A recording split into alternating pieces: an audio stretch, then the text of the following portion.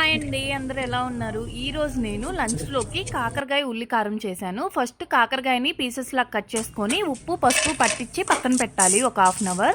ఇప్పుడు ఒక ప్యాన్లో ఆయిల్ తీసుకొని 1 టేబుల్ స్పూన్ శనగపప్పు, మినపప్పు, పల్లీలు అవి కొంచెం వేగిన తర్వాత హాఫ్ టేబుల్ స్పూన్ ధనియాలు, హాఫ్ టేబుల్ స్పూన్ జీలకర్ర, అలాగే కొంచెం ఎండు కొబ్బరి వేసి బాగా ఫ్రై చేసుకొని ఆ ఫ్రై చేసుకున్న దాన్ని మిక్సీ పట్టుకోవాలి.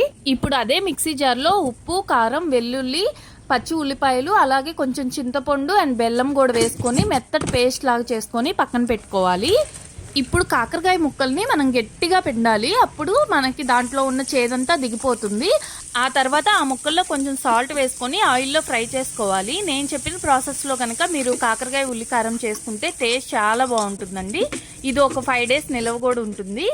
కాకరకాయ ముక్కలు ఫ్రై అయిన తర్వాత అదే బాండీలో మనం ముందుగానే మిక్సీ పట్టుకున్న పేస్ట్ని కూడా కలుపుకొని ఒక 10 minutes ఉడికించుకుంటే సరిపోతుంది.